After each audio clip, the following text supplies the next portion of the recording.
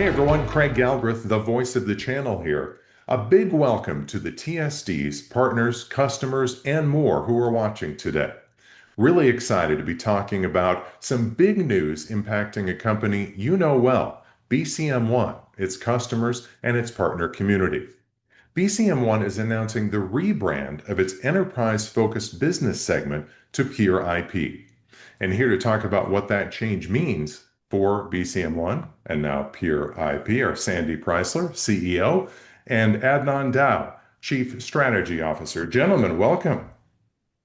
Thank you. Thank you. Great to Good to be be here. here.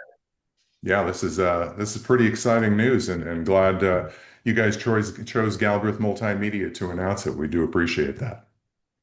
So, Sandy, most of our audience today are pretty familiar with the various brands under the BCM One umbrella, but I wanted to set up today's conversation by making it clear the role of each. And then we can spend the bulk of our time today talking about the big news around Pure IP, including what this offers to partners and customers globally. So, Sandy, you want to set that up for us?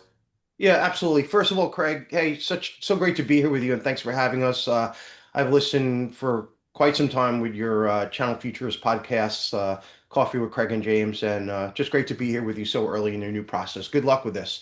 Thank So, you. to answer your question, sure. Let me start with a little bit of high-level background and some context, and maybe some stats that'll help with this. Because BCM has been busy. We've done 9 acquisitions in 6 years, but it really comes together into a portfolio of complementary offerings. It all makes sense when you take a step back and look about it. So first, to give you a sense of what we do overall across the business is we operate a global communications and managed services platform across 3 recurring revenue businesses: Pure IP, SkySwitch, and e-commerce. And we'll talk about that. We deliver voice, data connectivity, collaboration solutions, and we span SMB to enterprise customers. Our go-to-market is via channel partners and technology alliances. We have 600 employees globally. 20% of our revenue is international, so we truly are a global company. We have 140,000 active customers across the portfolio, 3,500 direct channel partners, 100,000 plus indirect channel partners, and more than 90% of our revenue is recurring. So hopefully that helps a little bit of a background. And now to answer your question, Craig, on the role of each. So first of all, and I'll be brief on all of them, then we'll get into the enterprise, as you said. So first is what we call the white label business. It's white label unified communication, or our SkySwitch brand. And what we do there is we provide a full stack white label UCaaS platform. It's a 100% channel-led go-to-market model. The partners brand our UC software with their own name. So in doing so, they differentiate themselves from branded UCaaS providers, the guys like the RingCentrals, the Vonges, 8x8, etc. By offering, they get complete control, margin retentions, personalized support for their customers, and they're very close with their customers. They're very trusted. Within that business, we have 1 million plus active UCaaS seats in the market across 100,000 end users. So it's a real business. It's not a side project. There's nearly 2,000 active white label partners, and we're the largest platform player in this category. So that's SkySwitch.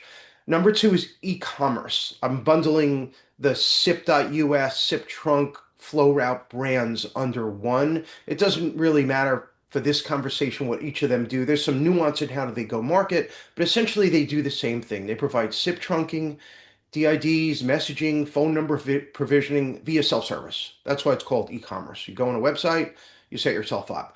It's both direct SMB customers and partners who, there again, they white label the platform, and it's recurring revenue stream. In that business, we have 1,200 dealer partner relationships and 30,000 active customers. Okay, so that's the other two. Now let's get to Pure IP, which I would say formerly was known as Pure IP and BCM. We're bringing it together. So what we're trying to do is simplify our messages to our TSD community, because we understand that the strategists who are in front of customers, they carry a lot of offers. So how do you get their attention day to day? And I'll simplify that. And this is really kind of very brand new, hot off the press news. We have 3 core offers and really 5 offers, 3 core, 2 that are complementary. The 3 core, we have global voice. We're a global enterprise grade voice company. That includes things like Operator Connect, Direct Routing, DID, SIP-trunk. We're across 80 plus countries today. So very global. That's number one. Number two is unified integrations. We're really breaking this out to give it emphasis. In the UCCC space, we integrate natively with all the Gartner upper right UCCC quadrangle players. The players like Microsoft Teams, Cisco WebEx, Zoom, Genesys, NICE, and others. We're technology agnostic, and we make it really easy with pre-built integrations. That's unified integrations. And then there's global network services. That's the full stack, the managed network services. And again, we deliver it globally. So global voice, unified integrations, global network services. That's what we want to get in the mindset of the strategists out there that represent us. Those are the main three. The two complementary are very simple. There's intelligent cost management platform. We have sophisticated software that helps enterprise with oversight of technology and network spend. It's awesome. Customers love it. And we're basically just shining a light on an under-recognized offering. It's something that Adnan brought to the table here is figuring out, our product strategy. More to come on that. And then the final is solution lifecycle enablement, which is really just what we're calling project management, professional services capabilities, because we can do some or all of the implementation and or follow-up support, depending on the relationship we have within that TSD engagement. So to summarize, one contract, one global support model across voice and data, channel focused, trusted partner for TSDs, VARs, MSPs, systems integrators worldwide, 9,000 plus active pure IP customers, 400 plus TSD relationships, accessing over 100,000 customer facing strategists and VARs, and we're expanding our distribution to even more of them. So very channel focused. Yeah, so ultimately, Sandy, what prompted this rebrand to pure IP for serving these mid to large customers? I mean, what are the major benefits to both the customer and to your channel partner? Yeah, that's a great question, and it's a one-word answer that I'll elaborate on. It's clarity. When I stepped into this role as CEO 6 months ago now, I'm someone who gets out into the field, and I met with dozens and dozens of customers and partners and TSDs and employees, and I realized a few things. One, our customers and partners who do business with us, they love us. And I got a varying range of reactions. I was actually at customer visits where they would say to me, very smart people who understood for example, the unification play that I mentioned, and they're like, "Why aren't you shouting this from the mountaintops? This is incredible capability." And I kind of looked at them and said, "Yeah, but well, that's a really good point." And then I met with partners who we'd have some partners that would understand our global voice offer, but didn't understand our global network services, or vice versa. So what I saw was, I mean, it makes sense. Nine integrations, 6 years. It was our word wasn't and of our capabilities wasn't getting out there. So, and I understand why, because our partners, our TSDs, they represent a lot of products. So it was clear we had to simplify all this under one brand, and we chose to use Pure IP. Since Pure IP was already a recognized successful brand from an acquisition well known in the Operator Connect and UC integration space. That's where a lot of that stuff came from. So similar to other segments now, BCM is our umbrella brand, BCM One, and we simply use Pure IP to represent the enterprise offers that I mentioned. So hopefully that makes sense. Then in terms of your question on the benefits, I mean, I'll simplify that. Major benefits working with us, it's what do these guys care about? It's same thing customers care about. It's reliability. It's trusted by businesses for over 30 years. Our NPS score averages almost 90 for customer supports. It's very strong. Ease of doing business is a big deal, especially when you compare us to some of the alternatives. Minimal red tape, highly accessible. They can get any of us on the phone. We're all over our customers and partners to help. And then, of course, the richness in our offers. I talked about it, the offers themselves, the global reach, the support. We have proactive network monitoring and management minimizes downtime. We own and operate our own network operations center globally. So hopefully that wraps it up. And the simplification effort is what it's all about. Yeah, absolutely. I think that's so important. Adnan, you're well known as a channel-led company, but not everyone maybe in the channel realizes that you're a global managed technology and communication service provider. Furthermore, with the evolution of the company through both the organic growth and through some recent acquisitions, I'm wondering, is this rebrand really another step in helping understand your true value proposition? Yeah, so thanks, Craig. So look, it's really more about the overall as well capability and our ability to leverage our global network capabilities, specifically as Sandy mentioned, around enterprise integrations that we're bringing to the table. And really, the key point really is, look, we're trying to make it easier for both our customers and our partners to be able to, you know, do business with us in a more seamless, straightforward way to enable multiple products and services that they identify with, meeting them where they are. That's really what it's about. Let's further that a little bit, talking about channel growth. And Sandy, notably that you've doubled your revenue, I understand, with four of the big technology service distributors in the past year. Maybe you can talk about how the channel is critical for both the company and for you personally, and the investments you've made in the channel over the past year or so. Yeah, we're 100% dedicated to the channel to go into market. It is they're our number one in terms of strategic importance and